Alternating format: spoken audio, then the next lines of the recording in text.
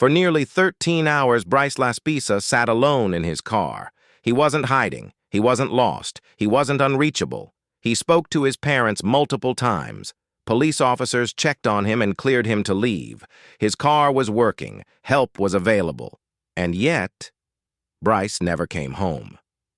This is the baffling disappearance of Bryce Laspisa. Bryce Laspisa was 20 years old in August of 2013. He was a college student at Sierra College in Rocklin, California. Intelligent, creative, and close to his parents, Karen and Mike Laspisa. Those who knew Bryce described him as thoughtful and artistic, though in the months leading up to his disappearance, his parents noticed changes. He seemed withdrawn. He was drinking heavily, and he had recently stopped taking prescription medication for ADHD, something his parents worried might affect his emotional state.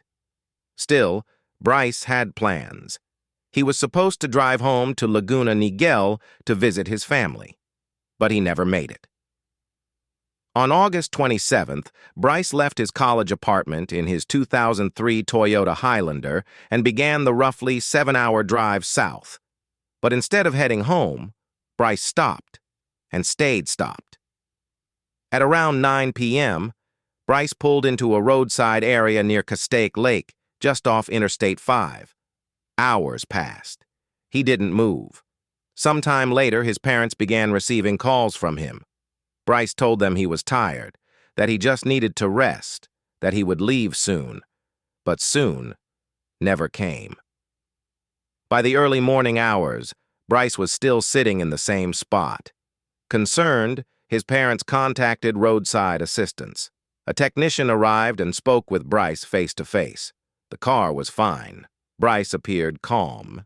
He said he would continue his drive. He didn't. Hours later, his parents called the police. Around 8 a.m., a California Highway Patrol officer located Bryce sitting in his vehicle, still parked, still waiting. The officer spoke with him for about 10 minutes. Bryce showed no signs of intoxication or distress. He declined medical help. The officer allowed him to leave. But Bryce didn't drive home. Instead, he drove just a few miles and stopped again. Later that morning, Bryce's Toyota was discovered wrecked at the bottom of an embankment near Castaic Lake. The vehicle had gone over the edge and rolled down the hill. At first, it looked fatal, but when authorities reached the car, they found something shocking. Bryce wasn't there. His cell phone was inside the vehicle. So were his wallet and laptop. There was no blood, no sign of serious injury, and no Bryce. Search teams immediately began combing the area. Tracking dogs followed Bryce's scent away from the crash site, toward a nearby truck stop. And then, nothing. The trail simply ended. Despite extensive searches involving helicopters, dogs, and ground teams, no trace of Bryce Laspisa was ever found. So what happened? Some believe Bryce staged the crash to disappear intentionally. But if that's the case, why leave behind his phone, wallet, and money? Others believe he wandered into the wilderness and succumbed to the elements. But no remains have ever been located in an area that has since been searched repeatedly. There is also the unsettling possibility that Bryce experienced a mental health crisis, one that unfolded slowly over those long, silent hours in his car. 13 hours where help was close, where intervention was possible, where nothing outwardly seemed wrong. And yet, something clearly was. Why didn't Bryce just come home? Why sit in one place for so long? Why ignore multiple chances to leave, even after police cleared him?